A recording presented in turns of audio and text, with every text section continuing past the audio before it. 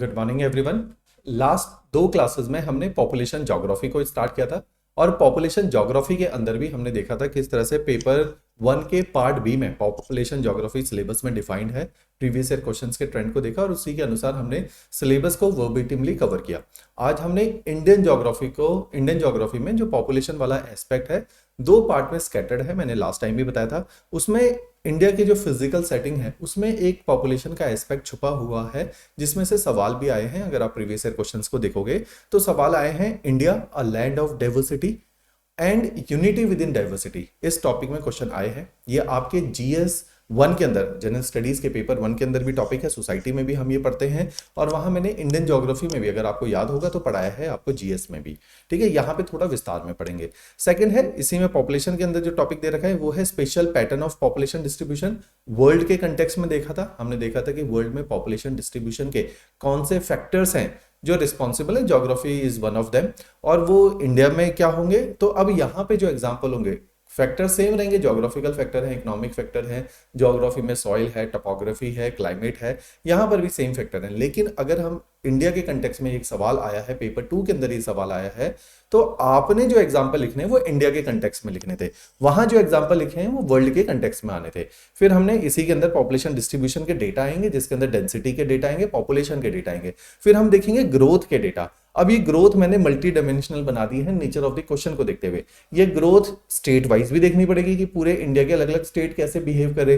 ये religion wise growth मैंने एक एक्स्ट्रा टॉपिक डाला है क्योंकि हमारे गवर्नमेंट ने जब सेंसेक्स 2011 निकाला तो उन्होंने ये डेटा दिया था, तो हम उस डेटा के अकॉर्डिंग रिलीजन वाइज भी ग्रोथ रेट देखेंगे कि अलग अलग रिलीजन की ग्रोथ रेट अलग है। सवाल कैसा भी है, 20 नंबर का सवाल है तो हमारे पास स्कोप है, टाइम वाइज स्कोप है, स्पेस वाइज, तो उसमें एक्स्ट्रा इन्फॉर्मेशन डालेंगे जो शायद और बच्चा नहीं डाल रहा होगा, तो आपका आंसर थोड़ा सा अलग होगा बाकी बच्चे से।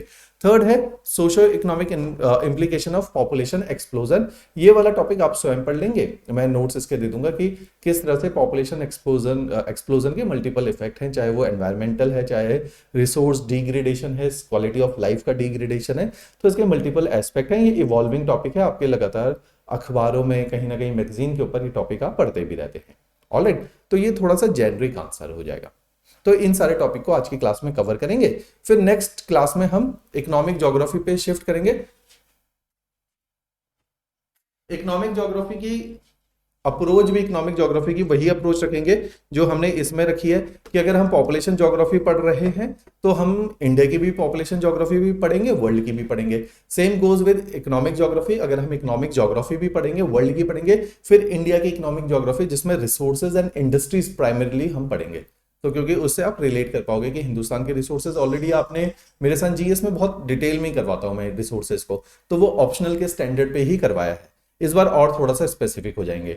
ऑलराइट, और साथ में ही जब हम लोग एग्रीकल्चर करेंगे इंडिया में तो एग्रीकल्चर को अलग से करेंगे क्योंकि एग्रीकल्चर ग्रीन रेवोल्यूशन वो वाले सारे एस्पेक्ट मैंने जीएस में उतनी गहराई से नहीं करवाए क्योंकि आवश्यकता नहीं थी, यहाँ पे बहुत डिटेल में करवाऊंगा।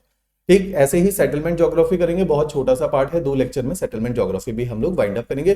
फिर इंडियन ज्योग्राफी पे मूव करेंगे। जब आप इंडियन ज्योग्राफी मेरे साथ करेंगे तो आपको लगेगा कि इंडियन ज्योग्राफी में पॉपुलेशन मैंने यहीं करवा दिया, रिसोर्सेज मैंने यहीं करा दिए, बस इंडिया का फिजिकल ज्योग्राफी रह जाएगा और जिसके अंदर एंड एग्रीकल्चर, ये 2 नए एस्पेक्ट है। फिर ज्योग्राफी ऑफ हिमाचल हम करेंगे तो स्विफ्टली सिलेबस वाइंड अप हो जाएगा आपका। ऑलराइट, चलिए जी। तो जब हम इंडियन ज्योग्राफी में देखते हैं जो आपके सिलेबस में प्रपोज है वो कहता है इंडिया में डाइवर्सिटीज है, ये वाला हम टॉपिक पे कर रहे हैं, India a land of diversities. तो सबसे पहले हमने लैंड ऑफ डाइवर्सिटीज के कारण जानने हैं कि इंडिया में क्यों डाइवर्सिटीज हैं, रीजन क्या है, why there is a lot of diversity. Secondly which diversity, kind of diversity, तो इसको हम देखेंगे। तो सबसे पहले हम देखते हैं इंडिया का, अगर हम मैप देखेंगे तो ज्योग्राफिकली मैंने आपको, जैसे कि हम लोग पढ़ रहे हैं जिस थॉट प्रोसेस को फॉलो कर रहे हैं, हम तो एलन सैंपल को फॉलो कर रहे हैं या हम जो है हंटिंगटन को फॉलो कर रहे हैं, तो हम देख रहे हैं ह्यूमन के रहन सहन, खान पान। अब तक हम इस बात से कन्विंस है कि geography is having indelible imprint on us. तो हमारा जो खाना पीना है, हमारा जो पहनना है, हमारा जो सोच है, हमारी जो साइकोलॉजी है, जैसे कि मैंने बताया था हिमाचल के आप लोग हैं तो हिमाचल में बच्चे जो हैं थोड़े कंजर्वेटिव है, सॉफ्ट स्पोकन है, ठीक, लड़ाकू नहीं है, एग्रेशन नहीं है, क्योंकि वो शायद उन आइसोलेटेड प्लेस में रहे जहां वो शांति से रहे हैं। तो उस तरह की साइकोलॉजीज में हम इतनी जनरेशन से ब्रेड हुए हैं कि वो हमारे हेरिडिटरी का एक हिस्सा हो गया, हमारे थॉट प्रोसेस का, साइकोलॉजी का एक हिस्सा बन चुका है। हम थोड़े से बाहर वालों के लिए स्केप्टिकल हैं, हम उतने ओपन नहीं होते अगर आप देखोगे, ठीक है। तो एक अपना कंफर्ट जोन हम लोग बना के रखते हैं। तो इस तरह की जो साइकोलॉजी भी डेवलप हुई है वो ज्योग्राफी की देन है। इसलिए हम देखते हैं there is a lot of diversity not in India but everywhere, and this geographical this kind of diversity is the contribution of geography. तो हम ज्योग्राफी को अगर देखेंगे, हिंदुस्तान की ज्योग्राफी का अगर आप देखेंगे तो इतनी ज्यादा ज्योग्राफिकल डाइवर्सिटी है जिसकी वजह से हम देखते हैं कि इंडिया में, look at this, there is a very beautiful map, otherwise I don't know where we have lost it.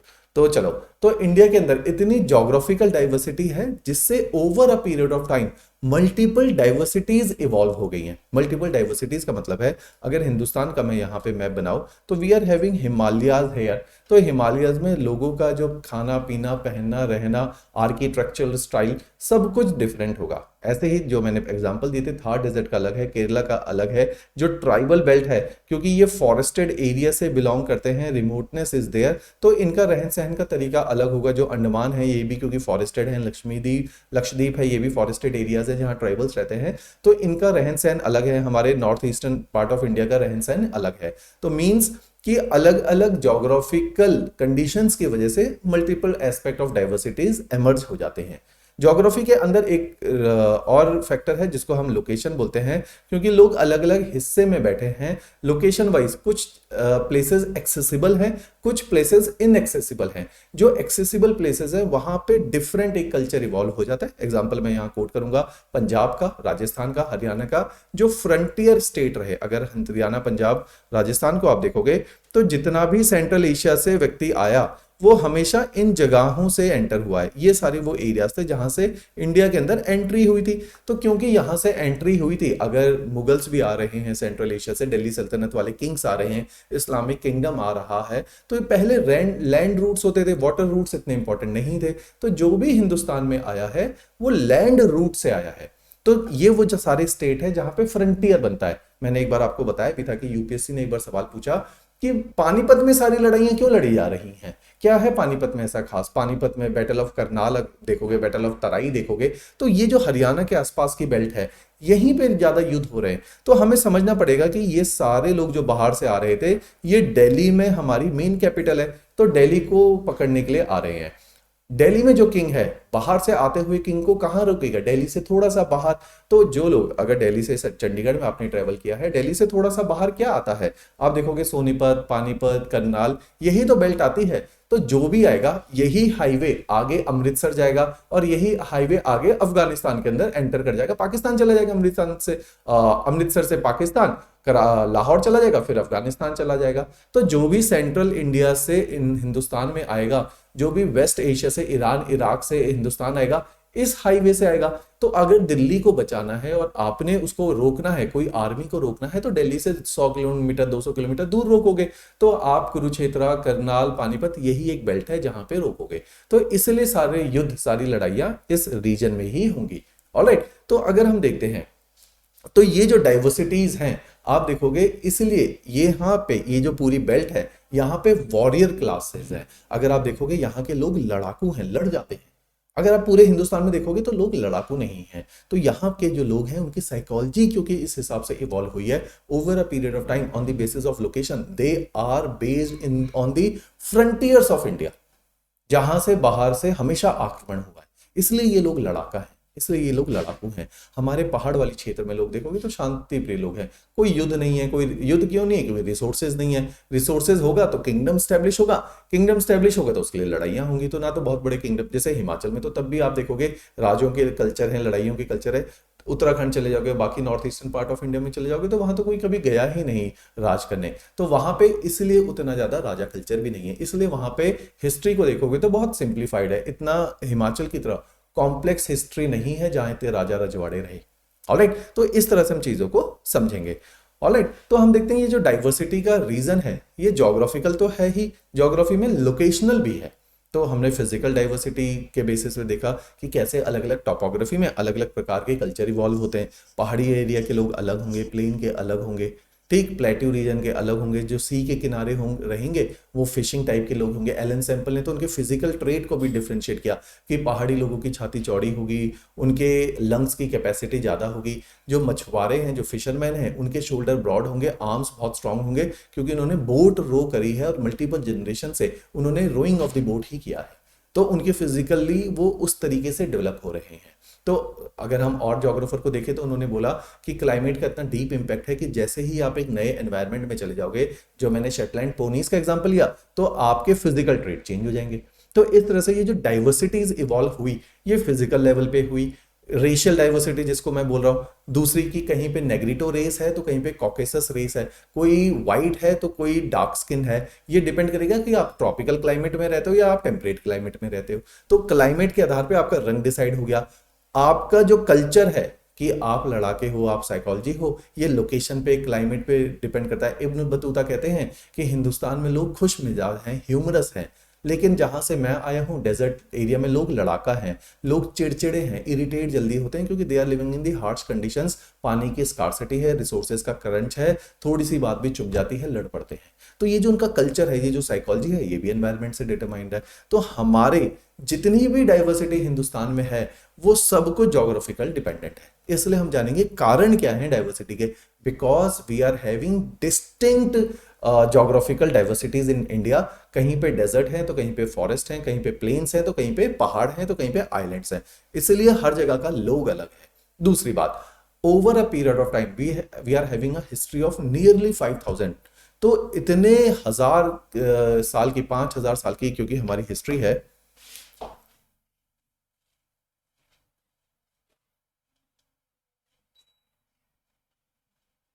क्योंकि 5000 साल पुरानी हमारी हिस्ट्री है, तो over a period of time history में इतने सारे सारे कल्चर जो है अलग अलग अंदाज से इवॉल्व होकर आए।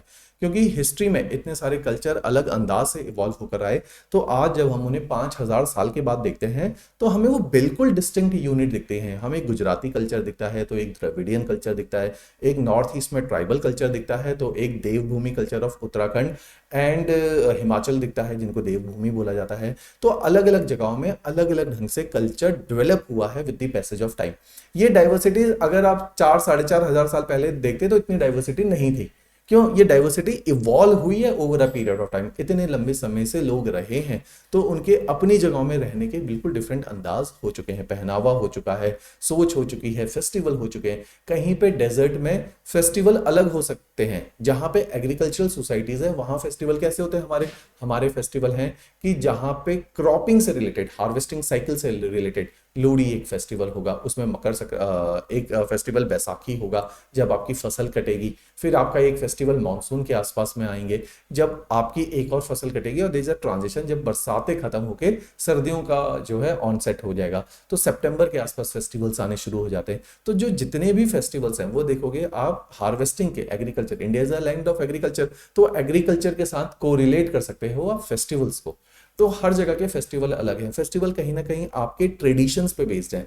होली एक ट्रेडिशनल फेस्टिवल है, अगर आप देखोगे ट्रेडिशनल, या आप बोलोगे रिलीजियस फेस्टिवल है। ऐसे ही दिवाली जो है एक वो फेस्टिवल है जिसके साथ आपके हिंदुस्तान की हिस्ट्री रिलेट होती है, तो हिस्टोरिक फेस्टिवल है दशहरा, हिस्टोरिक फेस्टिवल है दिवाली। तो कुछ हिस्टोरिक फेस्टिवल्स भी हैं। तो ये सब कहाँ पे हुए? क्योंकि इंडिया में ये हिस्ट्री घटित हुई है। तो इस तरह से अलग अलग जगह का कल्चर इवॉल्व हुआ है over a period of time. Clear?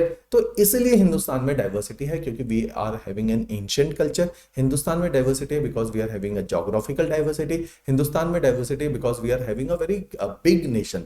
जितना बड़ा नेशन उतनी ज्यादा प्रकार की फिजिकल डाइवर्सिटी होने की संभावना है, उतनी प्रकार के डिफरेंट डिफरेंट लोकेशनल एस्पेक्ट बनेंगे, उसी तरीके से कल्चर इवॉल्व होगा। और आज आपको लिंगुअल डाइवर्सिटी, अब nature of the diversity which we are seeing is कि we are having racial diversity. अब आप देखो we are having racial diversity, क्यों? क्योंकि इंडिया में on the basis of location, अगर आप देखोगे हिंदुस्तान की लोकेशन को, यहाँ पे ट्रॉपिकल लैंड में इंडिया है और प्लिस्टोसीन एज में सारा माइग्रेशन ट्रॉपिकल एरिया में हुआ। क्योंकि सारा माइग्रेशन ट्रॉपिकल एरिया में हुआ है तो मींस इतने सारे प्रकार की रेसेस हिंदुस्तान के अंदर एंटर कर गई। तो we are having racial diversity, कहीं से नेग्रिटोज भी आए, अफ्रीका से भी लोग आए, ऑस्ट्रेलिया में मैंने बताया था प्लेस्टोसीन आइस एज है और लैंड ब्रिजेस क्रिएट हो गए, लोग पैदल चल के दूर दूर चले गए, लोग कॉकेसस यूरोप से हिंदुस्तान के अंदर आ गए। तो इस तरह से अलग अलग डाइवर्सिटी आई। मंगोल से हिंदुस्तान पैदल आया जा सकता है तो पैदल आए, पहाड़ी क्षेत्रों से आए तो वहीं पे ही आपके लोकेशंस पे सेटल डाउन हो गए। तो क्योंकि वो टेम्परेट एरिया से आए हुए लोग थे, उनको टेम्परेट क्लाइमेट सूट करता है, तो वो प्लेन्स में नहीं उतरे, वो पहाड़ी एरियाज में रहे, जैसे किन्नौर के अंदर हैं, जैसे हमारे नॉर्थ ईस्ट के अंदर है, जैसे लद्दाख के अंदर है। तो यहीं पे मंगोल रेस आपको देखने को मिलती है। तो रेशियल डाइवर्सिटी इज बिकॉज क्योंकि इंडिया की लोकेशन कुछ ऐसी थी, तो which is yet another example of geographical diversity. तो racial diversity is there. Again we are having religious diversity. Religion के तौर पे हम देखते हैं मुख्य 4 रिलीजन है जो हिंदुस्तान की भूमि पे जन्म लेते हैं। एक उसमें से हिंदुज्म आया है जो over a period of time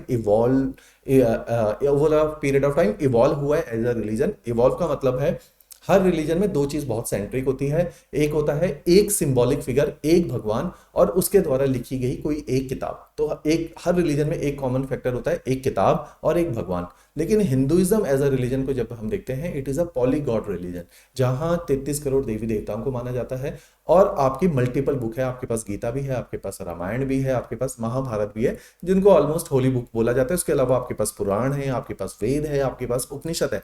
तो there is no single book जिसको हम तथ्य माने। ठीक है, हर बुक का अपना अंदाज है चीजों को प्रेजेंट करने का। गीता है वो हर चीज को जस्टिफाई कर देती है, वो अपने भाइयों के वध को भी जस्टिफाई कर देती है। तो हमारे पास कुछ और किताबें भी हैं जो इस चीज को गलत भी मानती हैं। तो इस तरह से हमारे पास कोई एक सिंगल किताब नहीं है, कोई एक सिंगल भगवान नहीं है। इंडिया के अंदर कोई भी रिलीजन जब डेवलप होते हैं तो इसी नेचर, इसी थॉट के साथ होते हैं। अगर बुद्धिज्म डेवलप हुआ तो वो बुद्धा के अराउंड डेवलप हुआ, उसमें भी कोई एक किताब नहीं है। अगर जैनिज्म डेवलप हुआ तो जैनिज्म की भी कोई एक किताब नहीं है। अब सिखिज्म एक इंडिया के अंदर रिलीजन ओरिजिनेट है जहां पे 10 गुरु हैं, वहां पर भी एक गुरु नहीं है। तो 10 गुरु हैं और एक गुरु ग्रंथ साहिब किताब मानी जाती है। तो उसी टाइप से एक इस्लाम है जो रिलीजन बाहर से आए हैं, वो सिंगल गॉड रिलीजन है। इस्लाम के अंदर अगर मोहम्मद है तो एक कुरान है, क्रिश्चियनिटी के अंदर एक बाइबल है तो एक क्राइस्ट है, मल्टीपल गॉड रिलीजन नहीं है। तो रिलीजन जो बाहर से आए हैं वो सिंगल गॉड रिलीजन है। लेकिन क्योंकि हिंदुस्तान के अंदर माइग्रेशन पहले भी हुआ है, मेडाइवल टाइम्स में भी हुआ है और उसके बाद मॉडर्न टाइम्स में यूरोपियन माइग्रेशन हुआ है, तो पहले ही हमारे पास 4 रिलीजन है, 2 रिलीजन बाहर से आ गए, तो टोटल मेजरली 6 रिलीजन हिंदुस्तान में एग्जिस्ट करते हैं। तो means India is having religious diversity as well. Location of these religious community we will look further in detail. तीसरी है कि हमारे वहाँ लैंग्वेज की डाइवर्सिटी। लैंग्वेज क्यों?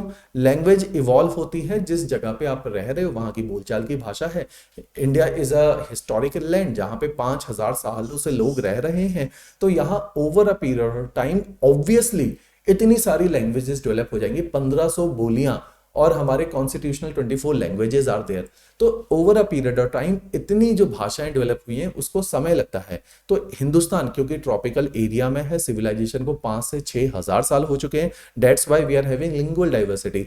अमेरिका जो अभी बना है, जो ब्राजील अभी बना है, ऑस्ट्रेलिया अभी बना है, न्यूजीलैंड अभी बना है, वहां इतनी लिंगुअल डाइवर्सिटी नहीं है। लिंगुअल डाइवर्सिटी आपको यूरोप में देखने को मिलेगी क्योंकि यूरोप जो है पुराना सिविलाइजेशन है। वहां पे अगर आप देखोगे सारे कंट्रीज का जो अरेंजमेंट है वो लिंगुअल लाइन के ऊपर है। सर्बिया में सर्बियन बोली जाती है, फ्रेंच बोली जाएगी, जर्मन बोली जाएगी, इंग्लिश बोली जाएगी, स्पेनिश बोली जाएगी, पोर्चुगीज बोली जाएगी। तो इतनी सारी जो भाषाएं, रशियन है, ठीक है, तो इतनी सारी जो भाषाएं हैं उनके आधार पे उनके देश बने हैं। हिंदुस्तान में 1500 बोलियां हैं, 24 कॉन्स्टिट्यूशनल लैंग्वेज है, लेकिन we are still having a single country.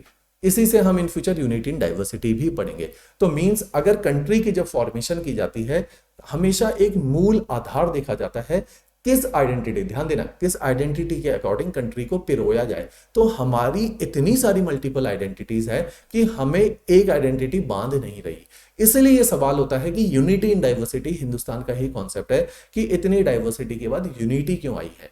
Generally जो कॉन्सेप्ट है वो है unity in homogeneity, unity in uniformity. जैसे अमेरिकन कल्चर है कि पूरे अमेरिका में एक ही राज्य, एक ही भाषा है, पूरे अमेरिका में ऑलमोस्ट एक ही प्रकार का धर्म है, तो इसलिए उनको यूनाइटेड रहना आसान है। इंडिया इज अ नेशन जहां मल्टीपल आइडेंटिटीज है, फिर भी हम एज अ कंट्री है। यूरोप में इतनी आइडेंटिटी थी तो हरियाणा से, पंजाब से भी छोटे कंट्रीज जो है स्टेट जो है कंट्री बन के आज बैठे हुए। क्यों? क्योंकि they can not tolerate another language, they can not tolerate any other kind of identity. तो they have made their own set of group और उन्होंने उसको कंट्री घोषित किया है, चाहे ग्रीस है, चाहे सर्बिया है, चाहे हर्जेगोविना है। आप देखोगे इतने छोटे छोटे कंट्रीज हैं जो मैप में दिखाई भी नहीं देते। तो वी आर अ लैंड जहां पे डाइवर्सिटी के पश्चात भी यूनिटी है। ऑलराइट, तो मींस इतनी सारी भाषाएं हिंदुस्तान में है क्योंकि हमारे टाइम पे जो भाषा इवॉल्व हुई है वो 5000 सालों में हुई है।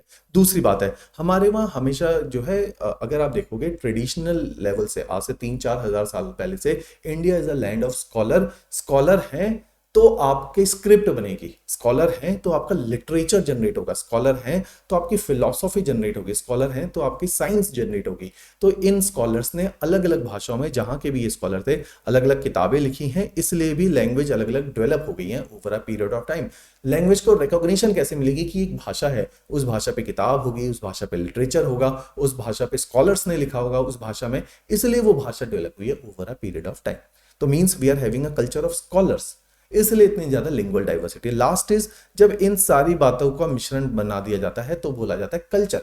Culture is the expression of art, culture is the expression of the way you live.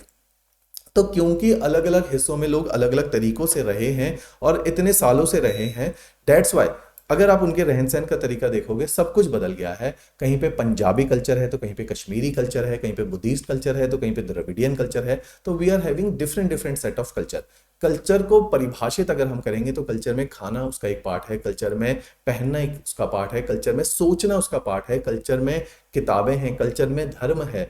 तो हर चीज कल्चर के एम्बिट के अंदर ही आ जाएगा finally.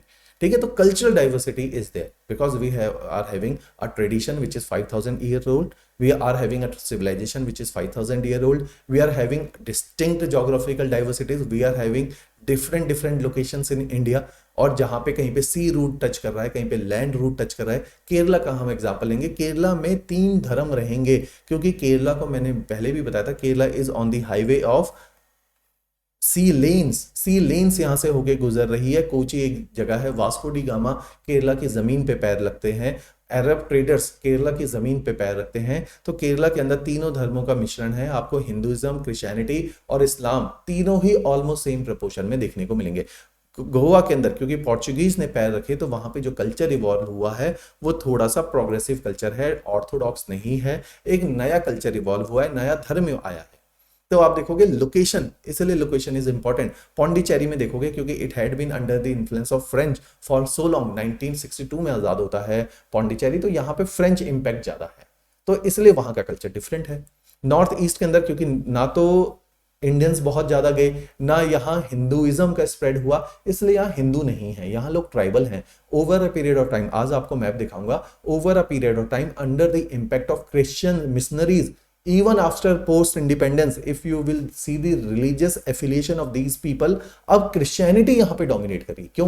Over a period of time a large amount of conversion has been taken place here, and since these units were directly under British, that's why they are English speaking people। यहाँ पे literacy देखोगे तो अच्छी मिलेगी, यहाँ पे लोग पढ़े लिखे मिलेंगे, इनके चाहे रिबल्स होंगे, नेता रिबल होंगे, but they are very well educated, उनको सेंस है चीजों की। तो आप देखोगे यहाँ पे ब्रिटिश इंपैक्ट ज्यादा है, अंग्रेजी बोलने वाले लोग हैं, मॉडर्न आउटलुक है, क्रिश्चियनिटी के साथ रिलेट करते हैं। तो इस तरह से आप अलग अलग हिस्सों में लोकेशन पे बैठने की वजह से आपका डिस्टिंक्ट कल्चर है। अगर नॉर्थ ईस्ट में आप जाओगे, लोगों से मिलोगे, तो football is very popular there. अगर आप हिंदुस्तान की जिस जगह पे हम लोग बैठे हैं, वी आर क्रिकेट फैन, ठीक है, हमें डिफरेंट स्पोर्ट्स अच्छे लगते हैं, उनको डिफरेंट स्पोर्ट फुटबॉल इसलिए अच्छा लगता है क्योंकि वो अपने को close to the European culture समझते हैं, तो वहां पे डिफरेंट आउटलुक है। ऑलराइट, तो हर जगह का स्पोर्ट्स भी is a part of culture, तो हर जगह पे डिफरेंट चीजें पॉपुलर हैं, डिफरेंट तरीके से लोग रह रहे हैं। That's why India is the land of diversities. Alright, तो ये 4 प्रकार की डाइवर्सिटी है, इनको एक एक करके पिक करते हैं। अगर हिंदुस्तान की रिलीजियस डाइवर्सिटी को बोला जाए तो हिंदुस्तान में क्योंकि हिंदुइज्म ने जन्म लिया है और आज से 5000 साल पहले जन्म लिया है, तो अगर हिंदुइज्म की कोर को देखा जाए तो हम बोलते हैं कि पंजाब के प्लेन्स में सबसे पहले ऋग वेदा लिखा गया, एंड स्लोली एक थ्योरी कहती है कि माइग्रेशन इस तरह से ईस्टवर्ड को मूव करते रहे, तो यूपी में बाकी के जो हमारे वेद हैं, बाकी के जो 3 वेद हैं वो यहाँ पे लिखे गए, अथर्ववेद है, यजुर्वेद है और आपका सामवेद है, वो बाकी सब यहीं पे ही लिखे गए। तो इस तरह से हम बोलते हैं यहाँ हिंदुइज्म का न्यूक्लियस है, क्रेडल ऑफ हिंदू सिविलाइजेशन है, तो ये कोर हिंदू बेल्ट है। इससे दूर है नॉर्थ ईस्ट, इसलिए यहाँ हिंदुज्म ज्यादा नहीं जा पाया। ऑलराइट, यहीं से हिंदुइज्म स्प्रेड होता है साउथ में। ये वो टाइम है जब बुद्धिज्म का राइज होता है नॉर्थ में, and Hinduism has taken refuge in the south. ये डेक्कन प्लेटू में जाकर रिफ्यूज लेता है over a period of time, फिर से उभर के नॉर्थ में सामने आता है जब शंकराचार्य का एरा आता है। तो Hinduism is the dominant religion of this land, इसलिए we are still having nearly 80% of the population as per the census of 2011। हम रेफरेंस के लिए सन 2011 का सेंसेक्स ही मानेंगे। तो 2011 के सेंसेक्स के मुताबिक अभी भी 80% लोग हिंदू हैं इंडिया के अंदर। Second most biggest religion is Muslim religion, although it is a religion which has came from outside। लेकिन अगर आप देखोगे medieval history को पढ़ोगे तो we are having the history of conversion in the medieval times। तो आप देखोगे बहुत ज्यादा इस टाइम पे religious conversion हुआ। religious conversion के 4 मुख्य कारण होते हैं, इनको ध्यान से सुनना। पहला मुख्य कारण होता है कि आपको डरा के धमका के आपका धर्म बदल दिया, तो ये होता है फोर्सफुल कन्वर्जन। सेकंड कन्वर्जन है कि आपको दूसरे का धर्म इतना अच्छा लगा कि आपको लगा यार मैं इसको फॉलो करता हूं, ये बहुत अच्छा धर्म है, इसमें वे ऑफ लाइफ बहुत अच्छी है, इसकी फिलॉसफी अच्छी है, इसकी टीचिंग अच्छी है। एक ये तरीका होता है। ये एग्जांपल आप देखोगे जो आप एंशिएंट में इंडो ग्रीक्स पढ़ोगे, जब ग्रीक्स हिंदुस्तान आए, जब कुशन्स हिंदुस्तान आए, तो वो यहाँ की फिलॉसफी से इतने मेस्मराइज्ड हुए, many of them has been converted into Buddhism, many of them has been converted into Hinduism. तो कुशान्स जो हैं अगर आप देखोगे बुद्धिज्म के सपोर्टर हैं, Kanishka was one of them. तो ये लोग हिंदुइज्म वे ऑफ लाइफ को फॉलो कर रहे हैं, ये बुद्धिज्म वे ऑफ लाइफ को फॉलो कर रहे हैं, क्योंकि they were mesmerised with their the new religion. तो इस तरह से अगर आप देखोगे तो पसंद आने की वजह से कि आपको दूसरे का रिलीजन इतना अच्छा लगा कि आप खुद ही कन्वर्ट हो गए। थर्ड कन्वर्जन है कि अगर आपको कोई लालच देता है, पैसे का लालच देता है या किसी भी लालच में कन्वर्ट करता है, तो मेडाइवल टाइम्स के अंदर if you know there are many form of taxes. One of the taxes is religious tax, जजिया जिसका नाम है। अगर आप इस टैक्स के बारे में पढ़ोगे तो अकबर के एरा में भी ये टैक्स की बात करी है, इल्तुतमिश के टाइम पे भी इस टैक्स के ऊपर बात करी है। तो जजिया एक ऐसा टैक्स है कि अगर आप किसी और धर्म के लोग हो तो आपकी प्रोटेक्शन के लिए आपको ये पैसा सरकार को देना पड़ेगा। तो इंडिया के अंदर अगर आप देखोगे जो स्केड्यूल सो कॉल्ड, आज की डेट में जिसको सो कॉल्ड स्केड्यूल कास्ट है, उनके पास कभी भी लैंड नहीं था एग्रीकल्चर के लिए। They were not agriculturist, they were into different kind of jobs. जैसे कोई लोहार है, कोई सुनार है, कोई कपड़ा बना रहा है, कोई बाल काट रहा है। तो ये जो एक्टिविटीज हैं गांव के लेवल पे, क्योंकि विलेज बेस्ड इकोनॉमी है, ये जो एक्टिविटीज है ये लोग एक सेट ऑफ ग्रुप परफॉर्म कर रहा है, जिनको आज हमने दर्जा दे दिया अनटचेबल्स का, स्केड्यूल कास्ट का। कुछ लोग परफॉर्म कर रहे हैं, ये लोग बियर नहीं कर सकते थे टैक्स सिस्टम। तो मैक्सिमम अगर मुस्लिम कन्वर्जन हुआ है तो इस कम्युनिटी में हुआ है। आप बहुत रेयर सुनोगे कि कोई ब्राह्मण, कोई ठाकुर, कोई वैश्य कन्वर्ट हुआ। आप देखोगे जो सो कॉल्ड लोअर क्लास है वो कन्वर्ट हुई, because they were evading tax in the medieval times. इसलिए मुस्लिम पॉपुलेशन इतने बाद का रिलीजन है, लेकिन संख्या बहुत ज्यादा है। ऑलराइट, कई सारे फैक्टर हैं जिसके ऊपर मैं बात करूंगा। उसके बाद नंबर 4 फैक्टर है कि आप कन्वर्ट हो गए हो क्योंकि आपको अपने रिलीजन में वो रिस्पेक्ट, वो इज्जत नहीं मिली। ये बिल्कुल ट्रू है इंडिया के केस में, because we are having rigid caste system. Caste system के रिजिडिटी इशू नहीं है, कोई वैश्य हो सकता है, कोई ठाकुर हो सकता है, कोई शूद्र हो सकता है, कोई ब्राह्मण हो सकता है। लेकिन अगर आप उसको लोअर कास्ट बोलो, अदर देन आप अदर कास्ट नहीं बोल रहे, आप ये नहीं बोल रहे कि 4 कास्ट हैं, आप बोल रहे हो 4 कास्ट हैं, देयर इज अ हायरार्की। ऐसे भी हो सकती थी 4 caste like this, but 4 caste is like this कि there is a hierarchy. Means आप बोल रहे हो तो लोअर कास्ट है, तू यही काम करेगा और तेरे को इज्जत भी नहीं मिलेगी, तो पीपल विल फील डेसोलेटेड। तो वो इस तरीके से लोग रिलीजन को छोड़ रहे हैं क्योंकि उनका रिलीजन उनको वो अपना नहीं रहा, वो रिलीजन उनको रिस्पेक्ट नहीं दे रहा। आप मंदिर में नहीं जाने दे रहे, आप उनको पढ़ाई नहीं करने दे रहे, आप विद्या नहीं लेने दी। इतने सालों तक इन लोगों को पढ़ाया नहीं गया, इतने सालों तक इनको टेंपल में नहीं दिया गया। तो अगर आप किसी धर्म के, तो सबसे पहले आप अपने भगवान को तो पूजोगे।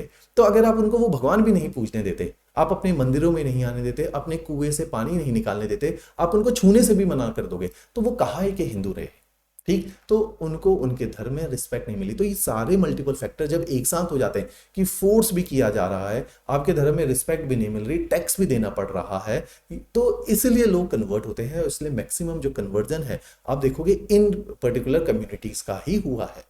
इसलिए रिलीजन मुस्लिम कम्युनिटीज में ये पर्टिकुलर, अगर आप देखोगे ऑक्यूपेशनल है, मुस्लिम कम्युनिटी के कुछ ऑक्यूपेशन हैं जो मुस्लिम्स ही कर रहे हैं, वो इसलिए हैं क्योंकि हिंदुस्तान की वर्ण व्यवस्था के अकॉर्डिंग ये जो कम्युनिटी है यही ऑक्यूपेशन करती थी और यही कन्वर्ट हो गई मुस्लिम कम्युनिटी के अंदर। क्लियर है बात। तो अगर आप देखोगे तो मुस्लिम पॉपुलेशन बहुत ज्यादा है। अब मुस्लिम पॉपुलेशन कुछ पॉकेट्स में है, क्योंकि ये इस्लामिक रिलीजन बाहर से इंडिया के अंदर आता है, तो जो बाहर के लैंड रूट्स हैं जहां के राजा मुस्लिम रहे, तो वहां पे ये कन्वर्जन बहुत स्ट्रांग हुआ। जैसे बंगाल और बांग्लादेश जो कोर हिंदू बेल्ट है, वहां इतनी मुस्लिम पॉपुलेशन क्यों रही? क्योंकि बहुत लंबे समय तक वहां मुस्लिम किंग ने रूल किया। फोर्सफुल कन्वर्जन बहुत ज्यादा है। ऐसे ही अगर आप देखोगे जो पाकिस्तान में जो मुस्लिम कम्युनिटी आई, क्योंकि इन रूट से रिलीजन इंडिया के अंदर आया, तो यहाँ पे बसावट ज्यादा हुई है, यहाँ कन्वर्जन ज्यादा हुई है, तो इस तरह से मुस्लिम पॉपुलेशन यहाँ ज्यादा देखने को मिलेगी। ऐसे ही क्रिश्चियनिटी की पॉकेट्स अगर आप देखोगे, कोस्टल सिटीज में क्रिश्चियनिटी ज्यादा है। मैंने एग्जांपल दिया पौंडीचेरी का, मैंने एग्जांपल दिया गोवा का, मैंने एग्जांपल दिया केरला का, तो मैंने एग्जांपल आपको विशाखापट्टनम, मसूलीपट्टनम, जो ब्रिटिश के ट्रेडिंग टाउन्स रहेंगे या जो यूरोपियन के ट्रेडिंग टाउन्स रहेंगे, वहां पे क्रिश्चियनिटी की पॉपुलेशन ज्यादा होगी, वहां चर्चेस ज्यादा मिलेंगे। क्यों? अगर आपको हिमाचल के अंदर शिमला में, जैसे मैंने आपको जब हिमाचल जी के पढ़ाया तो मैंने बताया कि शिमला के अंदर चर्च है। क्यों? क्योंकि शिमला में ब्रिटिश जाके बैठे ना। आपको मैंने बताया कि डलहौजी में चर्च है। क्यों? डलहौजी नाम ही रखा गया, जहां जहां टेम्परेट क्लाइमेट है, ब्रिटिश ने वहां अपने अड्डे बनाए। नैनीताल गए, नैनीताल में चर्चेज है। अगर आप शिमला में जाओगे तो वहां चर्च है। तो जहां जहां ब्रिटिश गए वहां पे चर्च बना के आते हैं। लैंसडाउन चले जाओ उत्तराखंड में, लैंसडाउन नाम ही ब्रिटिश के नाम पे रखा गया। तो जहां पे ब्रिटिश गए वहां चर्च बना गया। ऑलराइट। तो क्योंकि अब जम्मू कश्मीर ब्रिटिश के पास नहीं था, कश्मीर में चर्च नहीं मिलेगा आपको, क्योंकि वहां ब्रिटिश नहीं गए। तो जहां ब्रिटिश गए वहां चर्च बनाते रहे। ठीक, तो इसलिए आप देखोगे जो क्रिश्चियन पॉपुलेशन है वो कोस्टल सिटीज के अराउंड मिलेगी, या जहां ब्रिटिश की कॉलोनीज बसावट, खुद ब्रिटिश जहां पे रहे। ऑलराइट। सिख रिलीजन क्योंकि हिंदुस्तान में जन्म लेता है, पंजाब के प्लेन्स में जन्म लेता है, तो लोग इन्फ्लुएंस हुए। आप देखो सिखिज्म ने परवेजन नहीं हुआ, सिखिज्म के अंदर फोर्सफुल कन्वर्जन नहीं है, सिखिज्म में इन्फ्लुएंस है कि उस टाइम पे गुरु नानक देव जी की आइडियोलॉजी इतनी ज्यादा लोगों को पसंद आई कि वो उनके फॉलोअर्स बने, और उनके फॉलोअर्स को over a period of time एक पर्टिकुलर आइडेंटिटी श्री गुरु गोविंद जी ने दी। वो आइडेंटिटी के तहत हम जिसको बोलते हैं वो सिख है। गुरु गोविंद जी ने 5 आइडेंटिटीज दी सिखिज्म में, तो ये आइडेंटिटीज देने के बाद एक रिलीजन जो है कन्वर्ट हो जाता है। ठीक, तो इस तरह से अगर आप देखोगे हिंदुस्तान में रिलीजियस डाइवर्सिटी है। डेटा आपको पता होना चाहिए, ये जीएस लेवल की बात है। ऑप्शनल लेवल की बात क्या है? ये डाइवर्सिटी कहां पे रहती है, ये रिलीजन की कम्युनिटीज कहां पे स्ट्रांग है। अगर आप डेटा देखोगे इंडिया का, तो आप जम्मू एंड कश्मीर में देखोगे, जैसे सबसे पहले मुस्लिम डाइवर्सिटी को देखते हैं, तो मुस्लिम इन एज अ कम्युनिटी जो सबसे ज्यादा प्रपोर्शन में ज्यादा है वो जम्मू एंड कश्मीर में, क्योंकि Kashmir is completely Muslim dominated area, तो यहाँ पे 68% मुस्लिम पॉपुलेशन। ऑलराइट। अगर आप देखोगे सिखिज्म, तो Punjab is almost 58% Sikhism population is there.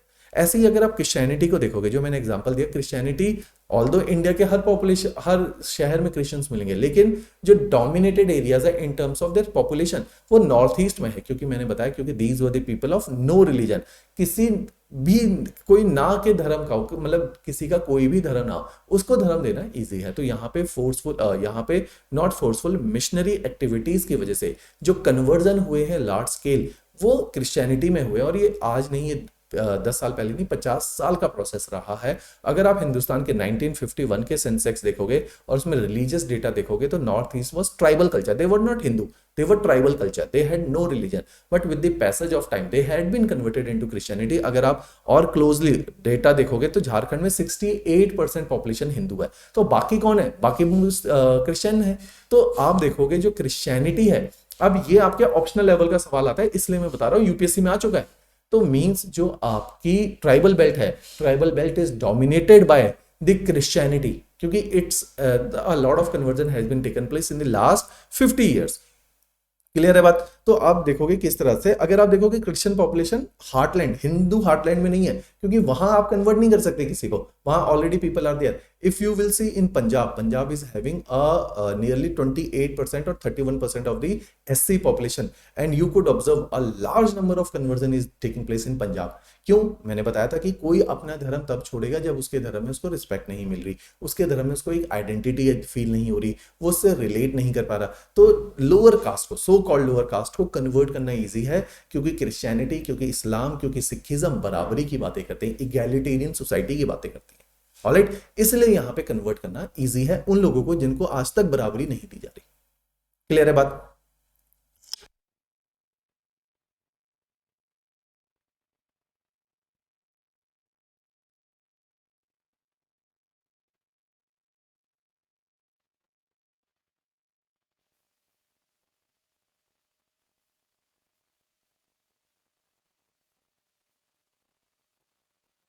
एक सेकेंड होल्ड करना, मैं देखता हूँ थोड़ा सा एसी के अंदर इशू आ रहा है।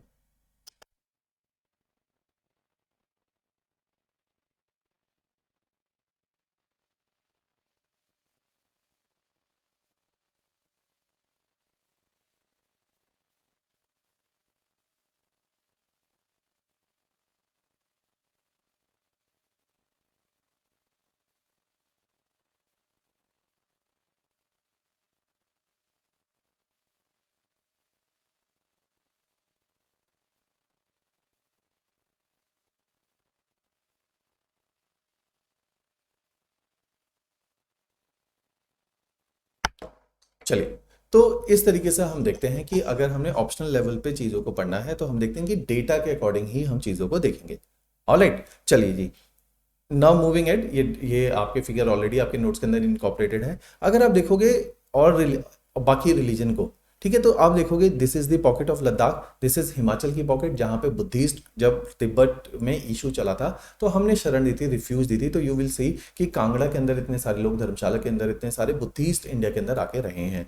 तो these are the places where Buddhism is a dominant religion. 45% Ladakh में लोग बुद्धिस्ट हैं। अगर आप देखोगे बुद्धिस्ट कॉलोनी सिक्किम के अंदर है, अरुणाचल प्रदेश के अंदर अगर आप देखोगे तो बुद्धिस्ट की कॉलोनी है। इसी बेसिस पे चाइना क्लेम करता है कि अरुणाचल जो है हमारा हिस्सा है, क्योंकि यहाँ जो लोगों के रहन सहन है, लोगों का जो रेशियल फीचर्स भी चाइना जैसे हैं, मंगोल रेस है। तो चाइना जो अरुणाचल प्रदेश है, as per China it is a integral part of China, क्योंकि people living there are having the cultural identity which is close to China rather than India. वो कहते हैं हिंदुस्तानी जैसे दिखते हैं, हिंदुस्तानी जो खाना खाते हैं, हिंदुस्तानी जो पहनते हैं, हिंदुस्तान का जो इतिहास है वो तो नॉर्थ ईस्ट के इतिहास से मिलता ही नहीं है।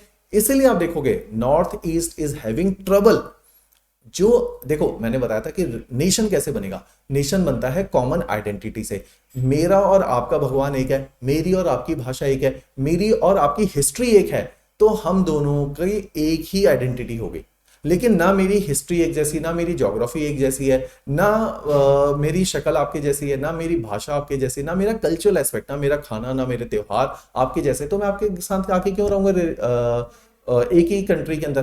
तो इसीलिए ये सारी जो है प्रॉब्लम क्रिएट होती है।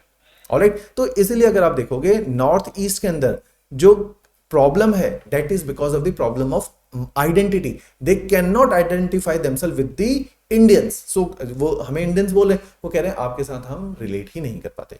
अगर आप देखोगे महाराष्ट्र के अंदर lot of Buddhist population is there, nearly 10% of the Maharashtrian population is Buddhist, क्योंकि महाराष्ट्र में अंबेडकर लास्ट के एरा में बुद्धिज्म में कन्वर्ट होते हैं। अपने लास्ट ईयर में Ambedkar has been converted into Buddhist, क्योंकि वो इस्लाम को कबूल नहीं करते, वो सिखिज्म को कबूल नहीं करते। वो कहते हैं इस्लाम के अंदर भी कास्ट हायरार्की है, इवन सिखिज्म के अंदर भी देयर आर कास्ट सिस्टम। तो कहते हैं मैं किसी और धर्म को नहीं अपनाऊंगा, मैं अपने बुद्धिस्ट को अपनाऊंगा, क्योंकि ये इगैलिटेरियन, ट्रू इगैलिटेरियन रिलीजन है। ऑलराइट, तो मींस अभी भी ऑल्दो सिखिज्म जिस तरीके से शुरू हुआ था वो इगैलिटेरियनिज्म की बात करी थी गुरु नानक देव जी ने, इस्लाम में मोहम्मद ने भी इगैलिटेरियन सोसाइटी की बात की थी। बट इंडिया के अंदर, क्योंकि आप देखोगे एक स्वदेश मूवी में डायलॉग है, जो कभी नहीं जाती वह है जाति। मींस कि आप अपना धर्म बदल लो, लेकिन आपकी जो हिंदुज्म में बोलते जात, आपकी जात नहीं बदलेगी। बेसिकली अगर आप सो कॉल्ड लोअर कास्ट हो, even if you have change your religion, you could not leave your caste. तो still casteism is there in Sikhism. इसलिए Sikhism, in spite of the fact कि Punjab is dominated by Sikh religion, still they are having the largest proportion of scheduled caste. Alright, ऐसे ही अगर आप देखोगे Jainism में, क्योंकि जैनिज्म के गढ़ हम आपको अगर एंशिएंट इंडिया पता हो तो जैनिज्म दो पार्ट में स्प्लिट होता है। एक पार्ट कर्नाटका में जाता है और एक पार्ट भद्रबाहु है, एक स्थूलभद्र है, दोनों दो पार्ट में डिवाइड हो जाते हैं। एक जैनिज्म राजस्थान की बेल्ट में रह जाता है, एक जैनिज्म जो श्वेतांबर और दिगंबर वाला पार्ट है वो दो पार्ट में डिवाइड हो जाता है। ऑलराइट, तो जैनिज्म की दो ही पॉकेट है, एक गुजरात और राजस्थान के आसपास की है जिनको हम जो है Marwari community is one of that, और एक दूसरी है आपकी जहां पे कर्नाटका वाली बात है। ऑलराइट, तो ये दो जगह पे जैनिज्म रिलीजन देखने को मिलेगा। 60% पॉपुलेशन अगर आप देखोगे तो पंजाब में सिखिज्म की है। तो ये कुछ पॉकेट है सिखिज्म की, ये पॉकेट है जैनिज्म की, ये पॉकेट है बुद्धिज्म की, ये पॉकेट है क्रिश्चियनिटी की। Yellow is dominated bye Christianity, क्योंकि येलो मैंने बताया था ये जो एरियाज हैं ये कोस्टल एरियाज रहे हैं, यहाँ से आपके क्रिश्चियनिटी ने जो है एंट्री ली है। अगर आप देखोगे अंडमान निकोबार में 25% of the population is Christian, क्योंकि ट्राइबल पॉपुलेशन है, they have been converted into Christianity. Similarly in the case of north eastern part of India, the people had been converted into Christianity. तो अगर आप इंडिया की शक्ल को देखोगे, now UPSC has asked this question कि why the religious minorities are on the fringes of India, क्योंकि on the fringes of India there are multiple aspect. On the fringes of India, there are tribals. On the fringes of India, people have migrated from outside. That's why they have brought their own set of religious ideology, outlook. इसलिए Kerala is having 19% of the Christianity and 33% of the Muslim population, क्योंकि केरला में ये लोग आए हैं बाहर से। Central part of India, जिसको मैं बोलता हूं Hindu Hindi heartland, this is, आप रिलीजन आप कल्चर के अंदर पढ़ोगे, this is Hindi Hindu heartland, इसको हिंदू हिंदी हार्टलैंड बोला जाता है। क्यों? हिंदू कल्चर है, हिंदी बोली जाती है। तो आप देखोगे राजस्थान, हरियाणा, यूपी, बिहार, मध्य प्रदेश, ये सारी जो बेल्ट है यहां पे हिंदी लैंग्वेज चलेगी, हिंदू हिंदी हार्टलैंड बोला जाता है। क्लियर? यहां पे हिंदू डोमिनेटेड रिलीजन है। तो इनको बदलना, कन्वर्ट करना मुश्किल है, क्योंकि they identify themself close to the Hinduism, तो इनको नहीं बदल सकते आप। क्लियर हो गई बात? तो this is the religious diversity of India. अगर डिस्ट्रिक्ट वाइज देखोगे तो और माइन्यूटली चीजों को देखना है, तो डिस्ट्रिक्ट वाइज मैप देखोगे कि यहाँ पे जो है सिखिज्म रिलीजन डोमिनेट कर रहा है, यहाँ पे आपका बुद्धिस्ट डोमिनेट कर रहा है, यहाँ पे आपका इस्लाम रिलीजन डोमिनेट कर रहा है, and blue colour is dominated bye Christianity. तो अगर आप डिस्ट्रिक्ट वाइज देखोगे तो ये रिलीजन यहाँ पे डोमिनेट कर रहे हैं। ठीक, यहाँ पे देखोगे since it's a tribal belt, तो इनका रिलीजन एनिमिज्म है, ये नेचर की पूजा करेंगे, नेचर की वर्शिप करेंगे। क्लियर? चलो जी, the next kind of diversity in India is lingual diversity. तो मैंने बताया था, क्योंकि over a period of time India में इतनी सारी लैंग्वेजेस एमर्ज हुई हैं, तो we are having a lingual diversity, क्योंकि 4-5 हजार साल पूरा सिविलाइजेशन है, लोगों ने लिखा है, लिटरेचर लिखा है, स्कॉलर्स पैदा हुए हैं, तो multiple languages has evolve over a period of time. तो इंडिया में 4 मुख्य भाषाएं हैं जिनसे बाकी की भाषाएं इवॉल्व हुई हैं। सबसे पहली भाषा है, एक थ्योरी कहती है कि आर्यंस बाहर से आए, तो आर्यन संस्कृत बोलते थे, तो जो इंडिया की लैंग्वेजेस है वो संस्कृत से डेवलप हुई है। तो means Indo European set of languages, जो संस्कृत के आसपास वाली भाषाएं हैं जो संस्कृत से बनी हैं, उनको इंडो यूरोपियन लैंग्वेज है, चाहे वो मराठी है, चाहे वो गुजराती है, चाहे वो देवनागरी, जो हमारी हिंदी है देवनागरी है, वो सब इंडो यूरोपियन लैंग्वेज के क्लोज है, चाहे वो फिर आपकी बंगाली है। अगर आप द्रविडियन लैंग्वेजेस देखोगे, they are close to each other, क्योंकि वो द्रविड़ा कल्चर के अकॉर्डिंग डेवलप हुई हैं, तो वो 4 स्टेट में बोली जाती है। Karnataka, Tamil, Telugu is one of them, जो आंध्र में बोली जाती है, and Malayalam which is being spoken in Kerala. तो ये 4 भाषाएं हैं जो यहाँ पे डेवलप हुई हैं, तो ये द्रविड़िया लिंगुअल ग्रुप है। थर्ड लिंगुअल ग्रुप है तिब्बतो बर्मन, जो मंगोल रेस बाहर से आई है। इसमें भी मल्टीपल फ्रैक्शन है। जो मंगोल रेस बाहर आई है वो इंडिया के इन पॉकेट्स में जाके सेटल हुई है, क्योंकि चाइना से होती हुई, तिब्बत से होती हुई आके इंडिया के फ्रिंजेस में सेटल हुई है। तो इंडिया के फ्रिंजेस में सेटल हुई है, तो ये मंगोलियन भाषा से इवॉल्व भाषाएं हैं, तो इनको तिब्बतियो बर्मन लैंग्वेज के ग्रुप में डाला गया है। The fourth group which is being in India is, जो ट्राइबल बेल्ट में लोग रहते हैं, वो जो लैंग्वेज बोलते हैं वो एस्ट्रोएस्टिक है। मीन्स ये लोग ऑस्ट्रेलिया से, एक थ्योरी कहती है ऑस्ट्रेलिया से माइग्रेट होके आए हैं। इनकी जो भाषाएं हैं वो वहां के जो एबोरिजिन्स है, जो ओरिजिनल लोग वहां पे रहते थे, वो इस तरह की भाषा बोला करते थे, तो इनको ऑस्ट्रेलिया ग्रुप के अंदर डाला गया। तो इस तरह से 4 ये मुख्य भाषाएं जिनसे आज की भाषाएं इवॉल्व हुई हैं। आज की जो भाषा है उनको हम देखते हैं, हिंदी सबसे ज्यादा बोली जाने वाली भाषा है, 41% उसका रेशियो है। अगर आप इस मैप में देखेंगे, बड़ी खूबसूरती से दिया है, जिसको हिंदू हिंदी हार्टलैंड बोला गया है। तो ये वो जो सारी सेट ऑफ लैंग्वेज स्टेट्स हैं जहां पे हिंदी बोली जाती है, Rajasthan, Haryana, Punjab, Uttarakhand, Himachal, Delhi, Bihar, UP, West Bengal, Chhattisgarh and Jharkhand, इन जगहों पे हिंदी बोली जाती है। तो 41% of the Indian population is speaking in Hindi language. The next largest group of language is Bengali. अगर आप बांग्लादेश में भी देखा जाओगे तो वहां पर भी बंगाली ही बोली जाती है। तो बंगाली की, क्योंकि इसके बाद जो सबसे ज्यादा परसेंटेज है पॉपुलेशन की, डेट इज बंगाली। तो बंगाली सबसे ज्यादा बोली जाने वाली भाषा है after Hindi, followed by Telugu, followed by Marathi, followed by Tamil. ये उस आधार पे अब जो स्टेट में जितने ज्यादा लोग रह रहे हैं उसी के अकॉर्डिंग ये भाषाओं का वितरण है। क्लियर है? तो इस तरह से हमारी लिंगुअल डाइवर्सिटीज देखने को मिलती है। क्लियर? चलो जी, now coming to the very third part of diversity which is racial diversity. मैंने हिंदुस्तान में आपको बताया था कॉकेसस, जो जो ग्रे जो व्हीटिश कलर है, जो व्हीटिश कॉम्प्लेक्शन है, वो कॉकेसस रेस, क्योंकि माना जाता है जो यूरोपियन हैं ये सब कॉकेसस रेस से हैं, ये बाहर से आए हैं, यूरोप से आए हैं। ये यूरोप से आए हैं, over a period of time उनकी स्किन के कलर में ट्रांसफॉर्मेशन होती है, वो व्हाइट से व्हीटिश हो गए हैं क्योंकि वो ट्रॉपिकल एरिया में रहते हैं। यहाँ पे इंटरमिक्सिंग ऑफ रेसेस भी हुआ है इतने लंबे टाइम से। तो यहाँ पे जो आपका ऑरेंज कलर से दिखाया गया है, यहाँ पे कॉकेसस रेस है। जो आपकी ये जो ग्रीन कलर से दिखाया गया है, this is the Mongoloid race, Mongol race है। अगर आप देखोगे यहाँ पॉकेट्स की फॉर्मेट में, डॉट की फॉर्मेट में दिखाया गया, JNK में, उत्तराखंड में, हिमाचल में। यहाँ के लोगों की जो बनावट है, जो आप फिजिकल ट्रेट, फेशियल फीचर्स देखोगे, वो मंगोल रेस के क्लोज है। तो मंगोलॉइड रेस ही हिंदुस्तान में है। एक रेस है ऑस्ट्रेलॉइड, मैंने बोला था हिंदुस्तान में लोग ऑस्ट्रेलिया से भी आए हैं, तो ऑस्ट्रेलॉइड वही भाषा भी थी। तो ऑस्ट्रेलॉइड को अगर आप देखोगे तो ये जो सारी पॉकेट है, ये ऑस्ट्रेलॉइड पॉकेट है। एक रेस है नेग्रिटो, नेग्रिटो हिंदुस्तान में सदर्न इंडिया के जो लोग हैं, जो थोड़े से डार्कर कॉम्प्लेक्शन के, जिनके कर्ली हेयर्स हैं, जिनके ब्रॉड नोज है, ये जो रेस है, ये रेस नेग्रिटो रेस है। अगर आप अफ्रीका के लोग देखोगे और हिंदुस्तान के लोग देखोगे, क्योंकि ये 5000 साल से रह रहे हैं, यहाँ पे इंटरमिक्सिंग हुई है, इंटरब्रीडिंग हुई है, उससे उसकी वजह से जो फिजिकल ट्रेट है वो एज इट इज नहीं दिख रहे वहां के लोगों के जैसे, लेकिन क्लोजली उनके जैसे हैं। तो Negrito race is there in this southern part of India. तो primarily there are 4 races which are residing in India. Primarily broad category है, माइक्रो कैटेगरी बहुत सारे मेडिटेरियंस भी आ जाते हैं इसमें से। क्लियर है बात? चलिए जी, now coming to the last part is the cultural diversity. यहां पे कल्चर के हम 2 इंपॉर्टेंट एस्पेक्ट ले रहे हैं, एक लैंग्वेज ले रहे हैं, दूसरा एस्पेक्ट ले रहे हैं रिलीजन। तो इन 2 बेसिस पे हम किसी कल्चर को डिफाइन कर रहे हैं। On these 2 parameters we could see there are 11 cultural units in India. 11 cultural units. एक कल्चरल यूनिट है लद्दाखी कल्चरल यूनिट।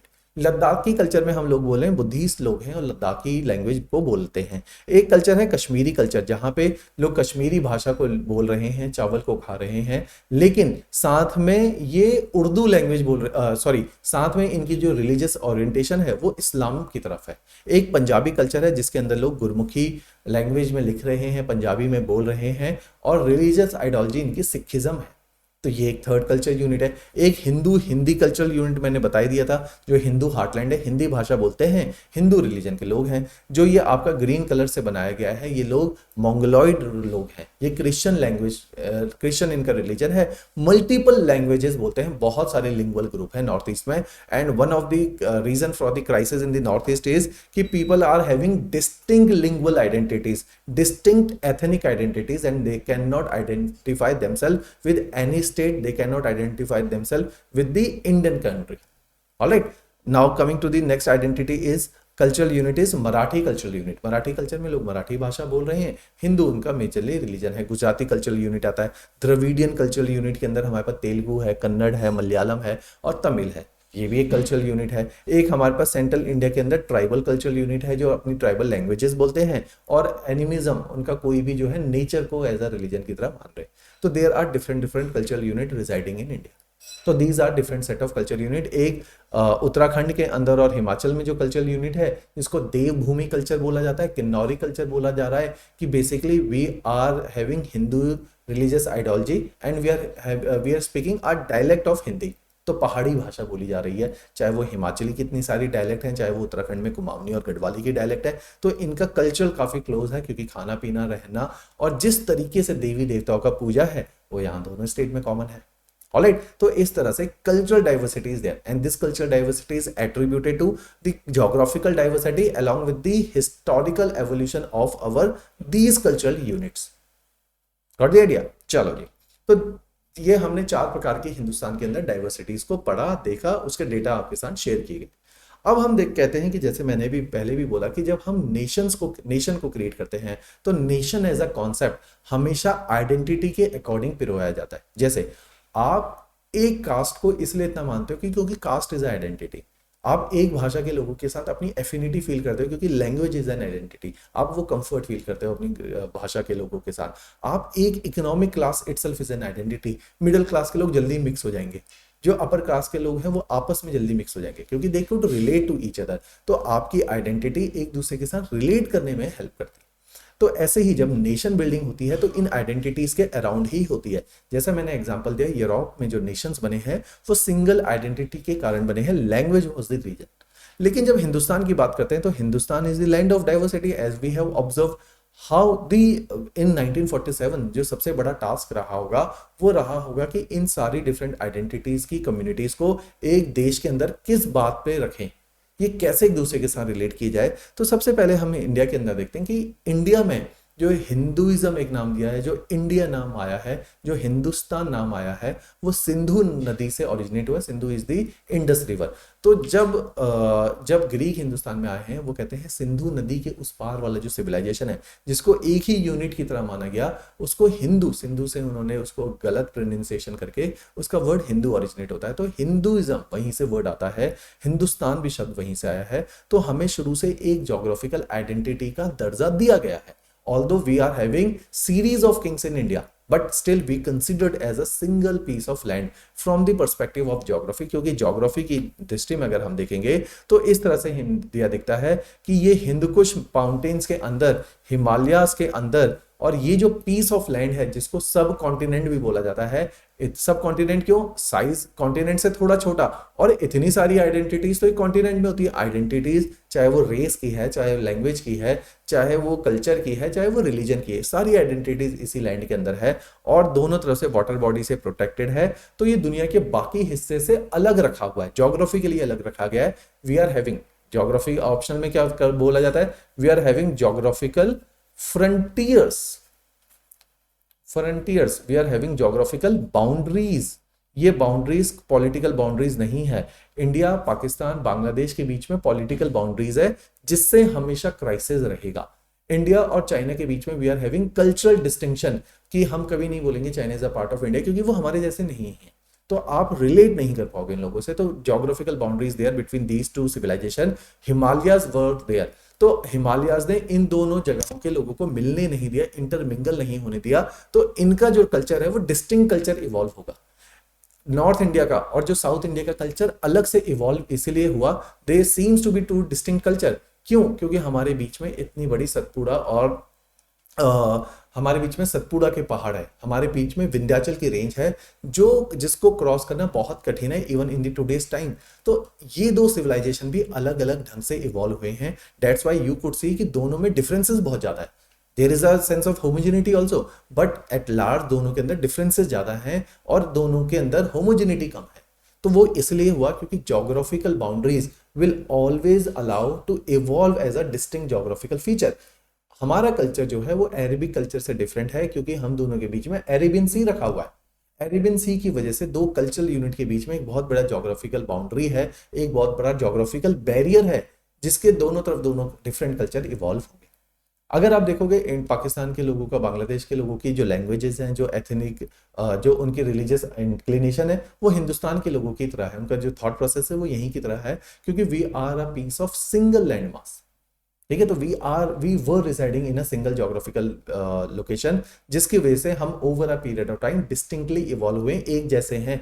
अब पॉलिटिकल बाउंड्री सेटअप हुई है जिसकी वजह से सारा क्राइसिस क्रिएट होता है।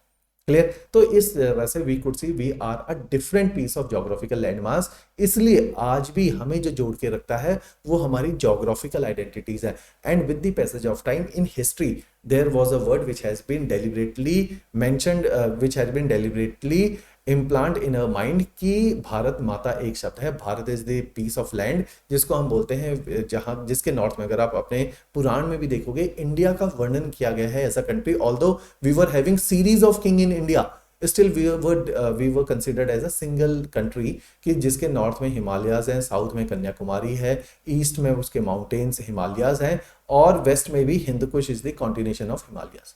तो इसके अंदर रखा हुआ piece of geographical unit is considered as a single political unit from ancient time. इसलिए ये ज्योग्राफिकल डिस्टिंक्शन ने, ज्योग्राफिकल यूनिटी ने हमको एक पॉलिटिकल यूनिटी दी है, हमें कंट्री की फीलिंग दी है। Alright, that's why geographically we considered as a single piece of land. Second case, religious unity India के अंदर है। अभी हमने पढ़ा कि we are having distinct religion, then how this religious unity is there. North को मैंने कहा द्रविडियन कल्चर है जो अलग भाषा है, द्रविडियन कल्चर है जो अलग रेस है, फिर वो हमें कैसे जोड़ता है नॉर्थ और साउथ को। आप देखोगे नॉर्थ और साउथ को जो जोड़ने वाला फीचर है वो है आपकी रिलीजियस इंक्लिनेशन कि साउथ में भी हिंदुइज्म है, नॉर्थ में भी हिंदुइज्म है। हिंदुइज्म मीन्स हमारे जो नॉर्थ के गॉड है वही साउथ के गॉड है। नॉर्थ में उनको शिव बोल सकते हैं तो साउथ में उनको चिदम्बरम बोल सकते हैं। तो इस तरह से आपके गॉड को हमारे इंडिया के अंदर हिंदुइज्म के अंदर रेनकार्नेशन का है, पुनर्जन्म का फीचर है, एक गॉड की मल्टीपल आइडेंटिटीज है। कहीं पे विष्णु को जगन्नाथ भी बोला गया है, तो मीन्स कहीं पे विष्णु को कृष्ण भी बोला गया, कहीं पे राम भी बोला गया, लेकिन अवतार क्या है, कृष्ण विष्णु के हैं। ऐसे ही शिव जी के अलग अलग नाम है नॉर्थ टू साउथ। तो ये जो रिलीजियस कॉन्टिन्यूटी है, ये जो रिलीजियस यूनिटी है थ्रू आउट द इंडिया, इसकी वजह से भी इंडिया एज अ नेशन को पिरो के रखना सरल था, क्योंकि we are having same set of gods. ये बहुत इंपॉर्टेंट है, हम सबके भगवान एक है, उनके नाम अलग अलग हैं। तो इस तरह से हमें इंडिया एज अ लैंड को यूनाइट करना सरल रहा। दूसरा ये सरलता, ये यूनिटी हमारे अंदर इसलिए भी है, we are having a common literature. Veda south और नॉर्थ दोनों को कनेक्ट करते हैं, उपनिषद नॉर्थ और साउथ दोनों को कनेक्ट करते हैं, रामायण का जो हिस्ट्री है, Ram north to south travel करते हैं। तो इस तरह से जो हमारे हिस्टोरिकल हीरोज हैं, हिस्टोरिकल किंग्स हैं, वो भी हमें जो है एक साथ कनेक्ट करते हैं। तो इसकी वजह से ये जो रिलीजियस यूनिटी की फीलिंग आती है वो आप देख सकते हो। इसलिए आप देखोगे जो हमारे चार धाम है, शंकराचार्य ने इस चीज को बहुत ज्यादा प्रेस किया। उन्होंने कहा इंडिया के चार धाम है, वो चार धाम इंडिया की लोकेशंस को, इंडिया के कॉर्नर्स में लोकेटेड है। क्योंकि वो इंडिया में कॉर्नर्स में लोकेटेड है, तो साइकोलॉजिकली ये फीड किया गया कि ये जो चारों हिस्से हैं ये इंडिया का पार्ट है। तो India is a contiguous piece of land, चाहे वो बद्रीनाथ है, चाहे वो केदारनाथ है, चाहे वो रामेश्वरम है, चाहे वो द्वारका है, चाहे वो जगन्नाथपुरी है। तो ये चार कोने हैं इंडिया के, जिसकी वजह इंडिया एज अ नेशन, अगर आप ये देखोगे रोम्बस की तरह दिखता है, तो इंडिया एज अ नेशन इस पूरी जगह को बोला जाएगा। ठीक, और एक और चीज प्रमोट करी उन्होंने, कहा किसी को भी मरने से पहले इन चारों धामों में जाना चाहिए। तो basically we are promoting travelling in India. तो आप जितना अपनी कंट्री के अंदर ट्रेवल करोगे, you could relate you will consider that piece of location as a part of your own country. तो ये जो ट्रैवलिंग का कल्चर आया, जो पिलग्रिमेज का कल्चर आया, इसने नेशनल यूनिटी को बहुत स्ट्रांग किया है। आप जो है कामाख्या टेम्पल आसाम भी जाते हैं, आप यहाँ से राजस्थान के टेम्पलों में भी जाते हैं, आप रामेश्वरम में भी जाते हैं, आप तिरुपति भी जाते हैं, तो आप तंजावुर के टेम्पल में, आप मदुराई भी जाते हैं। तो ये सब कुछ हिंदुस्तान का ही हिस्सा माना जाता है। तो रिलीजियस टूरिज्म जो है वो one of the important factor रहा है आपको नेशनल आइडेंटिटी को देने में और आपको नेशन एज अ फीलिंग को देने में। क्लियर है बात? Now moving ahead with the third set of thing कि politically we had been united. Political united में हम देखते हैं कि there had been many cases in India from the historical times कि बड़े बड़े राजाओं ने अपने राज्य को इतना फैलाया कि इंडिया को ना कि जोग्राफिकल, ना कि रिलीजियस, बल्कि पॉलिटिकली भी यूनाइट करना बहुत जरूरी था। जब आप पॉलिटिकली भी यूनाइट करोगे तभी तो आपको पॉलिटिकल यूनिटी से ही नेशन बनता है। तो मौर्यंस का अगर आप एम्पायर देखोगे, आपने एमसी पढ़ा होगा, तो मौर्यंस का अफगानिस्तान से लेके बंगाल तक और साउथ तक, द्रविड़ा के पूरे किंग्स तक, चोर चील पांड्या को छोड़ के सब कुछ मौर्यन एम्पायर के एम्बिट में था। तो ऐसा माना जाता है कि Mauryan empire is having its arms larger than the British empire.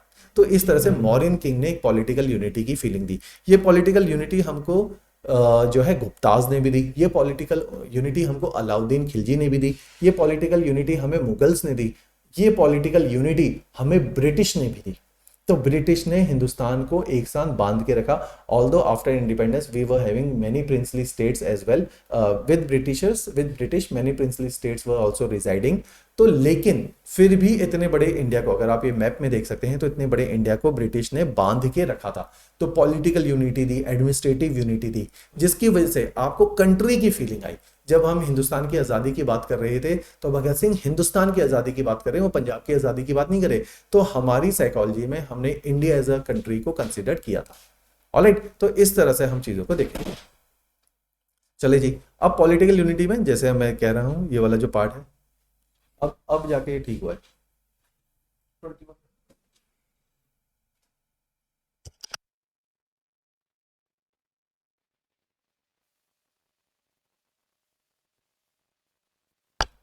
तो पॉलिटिकल यूनिटी में ये एक एग्जांपल है जिसके अंदर मैंने मुगल्स का एक एग्जांपल लिया कि ये जो लाइट येलो कलर का शेडेड है, जहां आगरा दिल्ली वाला रीजन है, ये अकबर, ये हुमायूं का रीजन है। अकबर ने गुजरात तक इसको एक्सटेंड किया। पहली बार ये बोला भी जाता है अकबर ने जो समुंदर भी था वो पहली बार गुजरात के अंदर देखा था।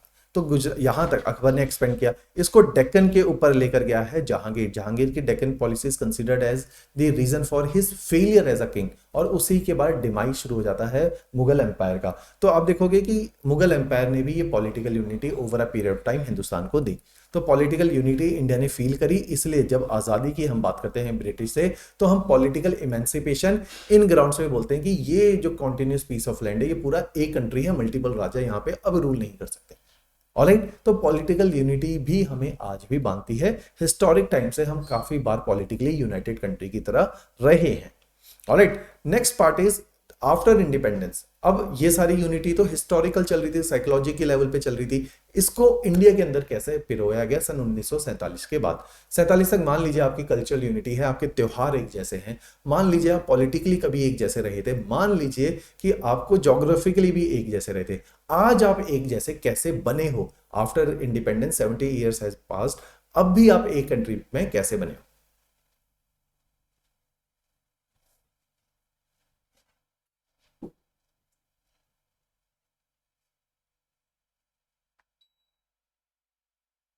तो इसी में हम देखते हैं कि हमारा कुछ कॉन्स्टिट्यूशनल अरेंजमेंट ऐसा है कि we have established the concept of federalism in India. अगर फेडरलिज्म एज अ कॉन्सेप्ट आप देखोगे, तो फेडरलिज्म क्या आप देखते हो कि federalism as a concept is a concept of large country.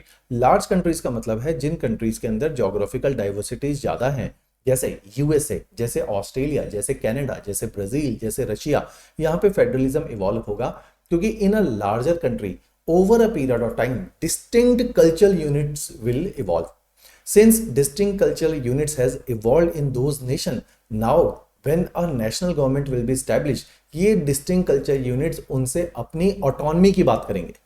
जो गुजराती स्पीकिंग होगा, आप उसको बोलोगे कि आप जो है आज से अंग्रेजी में बात करोगे, और हम आपको बताएंगे कि आपको कैसे रहना, खाना पीना और कैसे अपने स्टेट को चलाना है, वो कभी एक्सेप्ट नहीं करेगा। Means after independence, after the World War II, there was a concept which has been breeding inside the people, was the concept of freedom, was the concept of autonomy। जब ये concept of autonomy आ गया तो ये political level पे आ जाता है। ये concept of autonomy ही आपको बोलता है कि although I am a Gujarati, I could be part of India, but let me allow, या आप मेरे को, मेरी आइडेंटिटी को मत दबाओ। तो you can not encroach into my set of principles and identities. तो मेरी डिस्टिंक्टनेस को मेंटेन रखो, मेरी रिलीजियस एफिलिएशन में आप इंटरफेयर मत करो। तो अगर हम इस कॉन्सेप्ट को मान लेते हैं कि every cultural unit is having its own autonomy, तो हम फेडरलिज्म में चले जाते हैं। फिर हम कहते हैं ऑल्दो इंडिया के अंदर यही कल्चरल यूनिट 1956 के बाद, रीऑर्गेनाइजेशन के बाद पॉलिटिकल यूनिट में बनी। गुजराती स्पीकिंग लोगों ने कहा हमें गुजरात चाहिए, मराठी स्पीकिंग ने कहा महाराष्ट्र चाहिए, पंजाबी ने बोला पंजाब चाहिए, हिंदी वालों ने बोला हरियाणा चाहिए, पहाड़ियों ने बोला हिमाचल चाहिए। तो इस तरह से on the basis of their culture and language different political units has been created, and each political units are independent with 61 subject. जो आपके 61 सब्जेक्ट है, इनमें ऑटोनमी है। स्टेट गवर्नमेंट एग्रीकल्चर के बारे में जो मर्जी करे, अपने फॉरेस्ट से रिलेटेड जो मर्जी करे, अपने वाटर से रिलेटेड जो मर्जी करे, अपने लैंग्वेज के ऊपर, अपनी राजभाषा, आपको किस तरह से अपने स्टेट को चलाना है, किस भाषा में चलाना है, आप इंडिपेंडेंट हो। तो इस तरह से 61 सब्जेक्ट में ऑटोनमी दे दी। तो मींस हमने फेडरलिज्म को फॉलो किया, हमने उनकी डिस्टिंक्टनेस को मेंटेन रखा है। तो इंडिया के अंदर जिस तरह से कॉन्स्टिट्यूशनल अरेंजमेंट किया है, that's why we are having unity in spite so much diversity. अगर हम बोलते कि पूरे हिंदुस्तान में सब लोग हिंदी बोलो आज़ादी के बाद, तो लोग रिवोल्ट कर देते। जैसे आजकल हिंदी को एक्स्ट्रा प्रमोट किया जा रहा है और लोग रिवोल्ट कर रहे हैं, साउथ इंडिया से लोग नाराज हैं, डिसेंट हैं इस बात पे कि आप उसके ऊपर हिंदी क्यों थोप रहे हो। अगर हम सबको बोलते कि सारे जो है ब्रेकफास्ट हम सबका, जैसे यूएसए के अंदर अमेरिकन ब्रेकफास्ट कॉमन किया गया जब America as a nation identity create करी जा रही थी, क्योंकि America believes in unity in uniformity, we believe in unity in diversity. आप हर किसी को अपनी आइडेंटिटी मेंटेन रखने दो, लोग कभी आपसे दूर जाने की बात नहीं करेंगे। ऑलराइट, तो आप उनको उनका स्पेस दो बेसिकली। क्लियर? तो इस तरह से हमने जिस तरीके से कॉन्स्टिट्यूशन को डिजाइन किया है, वो भी हमारी यूनिटी को और मजबूत बनाता है रेदर देन तोड़ता है। दूसरा प्रिंसिपल है यूनिटी कॉन्स्टिट्यूशनल अरेंजमेंट का, वो है secularism. Secularism as a concept आपको पता है कि जहां पे स्टेट और रिलीजन के बीच में कोई भी लेन देन नहीं होगा। ये इसलिए जरूरी है क्योंकि अगर इंडिया में अगर आपने देखा 80% लोग हिंदू हैं, अगर इनके अकॉर्डिंग स्टेट चलेगा तो स्टेट ऐसी पॉलिसी बनाएगा जो हिंदुओं के हित में हो। अब जो माइनॉरिटीज हैं, चाहे वो मुस्लिम है, चाहे वो सिख है, चाहे वो जैन है, चाहे वो बौद्ध है, चाहे वो क्रिश्चियन धर्म का है, ईसाई है, इन सबको इनसिक्योरिटी फील होगी। अगर मैं सबको बोलूंगा कि सारे जो है तिलक लगा के आओ और आपने एक रिलीजियस स्टेट बना दिया, जैसे पाकिस्तान एक रिलीजियस स्टेट है, Bangladesh is a religious state है, Islamic nation is a religious state है, तो वहां पे माइनॉरिटी को कभी भी वो स्पेस नहीं मिलेगी, वो ओपननेस नहीं मिलेगी। They will always feel insecure. If they will feel insecure, they are going to create trouble in the nation. इसीलिए आपने कॉन्स्टिट्यूशनल अरेंजमेंट में सेक्युलरिज्म का प्रिंसिपल डाला, इसीलिए क्योंकि आपके हिंदू 80% लोग, उस टाइम तो और ज्यादा प्रोपोर्शन था, 80% of your population is Hindu, और ये डोमिनेट कर सकती थी आपके स्टेट के अफेयर्स को, आपके कंट्री के अफेयर्स को, और माइनॉरिटीज यहां इनसिक्योर हो सकते थे। इसलिए हमने कॉन्स्टिट्यूशनल अरेंजमेंट ऐसा किया कि सबको बना के रखा। अगर आपको आपके धर्म की आजादी हो, आपको कोई परेशान नहीं कर रहा, तो you even in spite of your diversity you will feel United.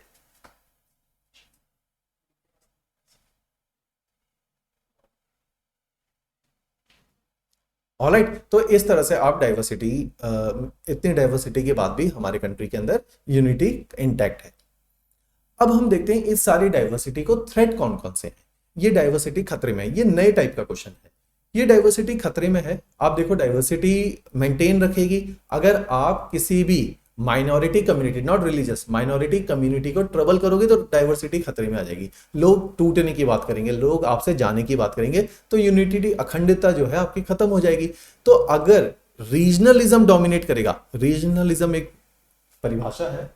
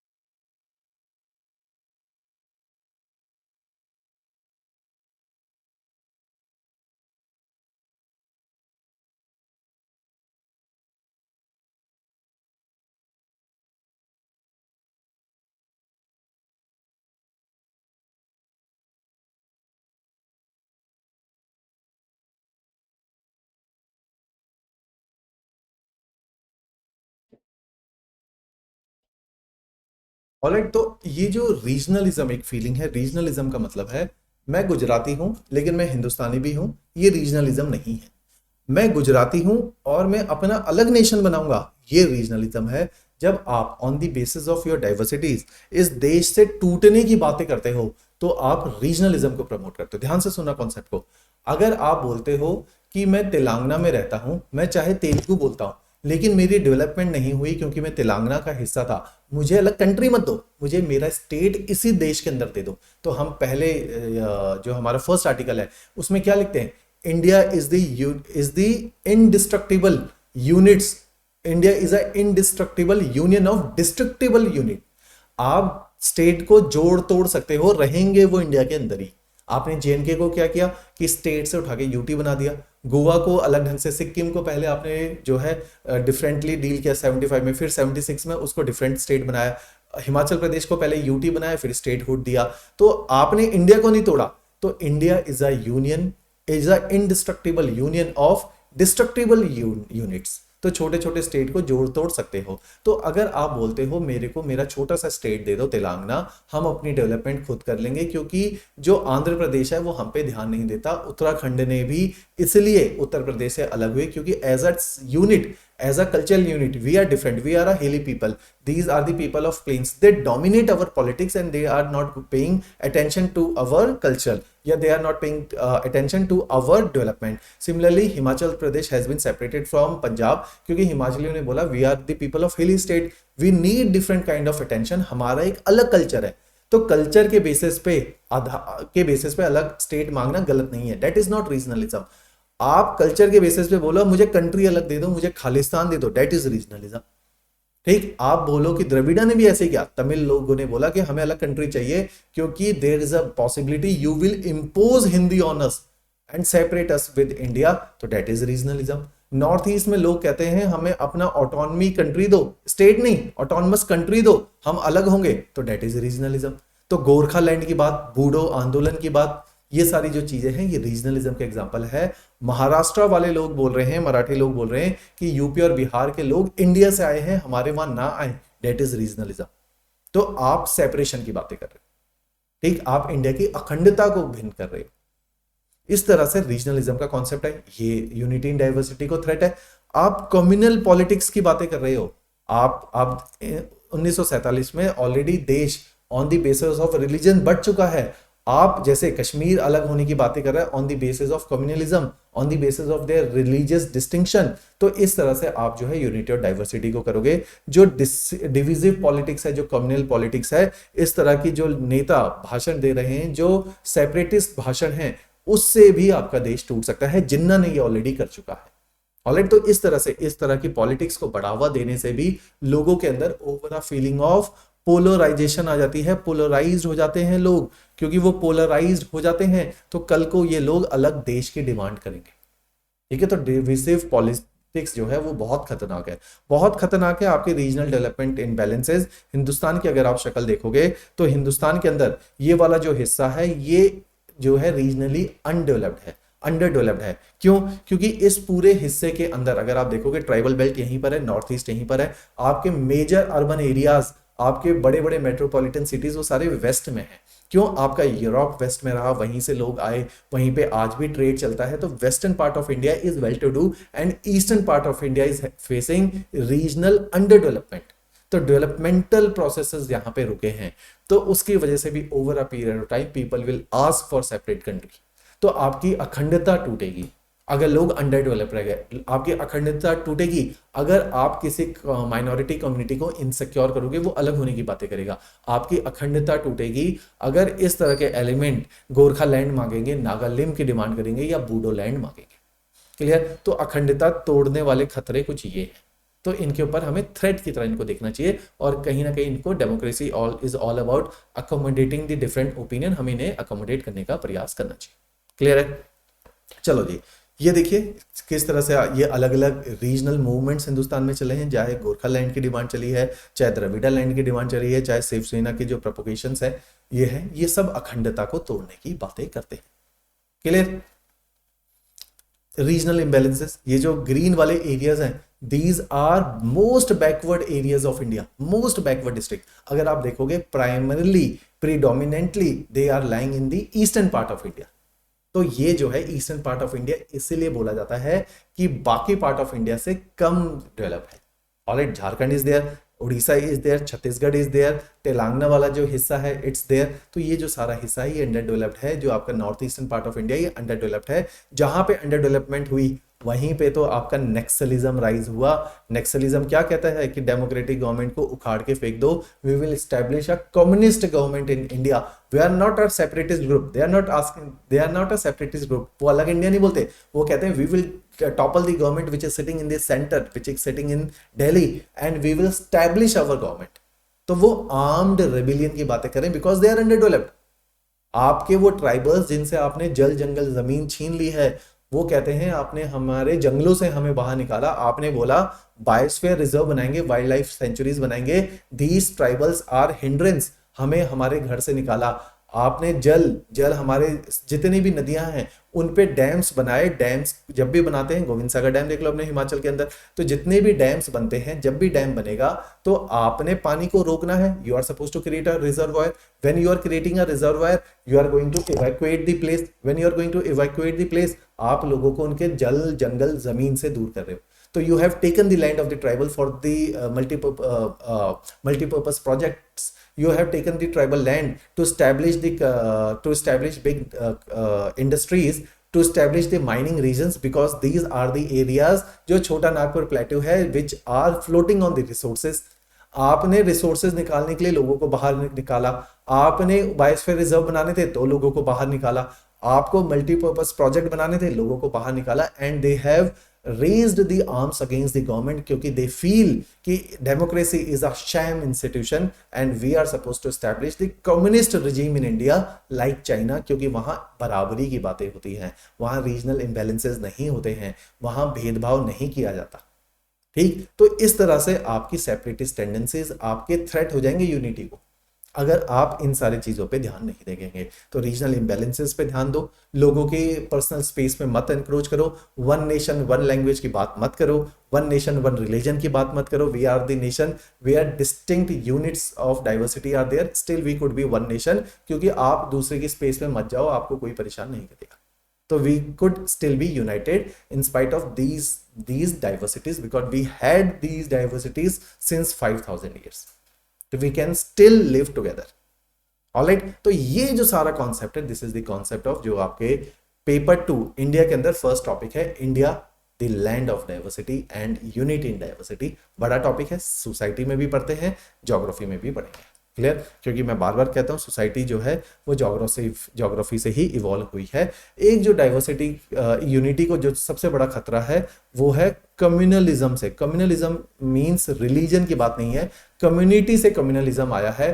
Jat versus Saini का जो आंदोलन हुआ हरियाणा के अंदर सन 1914 के अंदर, वो एक कम्युनलिज्म का एग्जाम्पल है। एक कम्युनिटी दूसरी कम्युनिटी से लड़ पड़ी, धर्म के आधार पर लड़ेगी तो रिलीजियस कम्युनलिज्म होगा, जात के आधार पर लड़ेगी तो कास्ट कम्युनलिज्म होगा, भाषा के आधार पर लड़ेगी। जैसे बूडो वाले कहते हैं कि we are the tribal people of Bodo land and Muslims are coming from the Bangladesh and they are encroaching our lands. वो हमारी जगहों पे आके रहते हैं, पॉपुलेशन डेंसिटी बढ़ाते हैं over a period of time. Democracy is all about numbers, उनकी जनसंख्या हमसे ज्यादा हो गई, अब उनका ही नेता हमारे सर के ऊपर बैठता है, तो they are having this issue.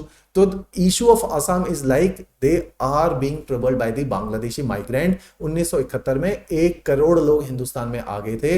अगर 1 करोड़ लोग बगल वाली कंट्री से आपके नेशन में आ जाए, where Assam is already having a thick population density, इतने सारे लोग आसाम में कहां से रहेंगे? Resources are already scars.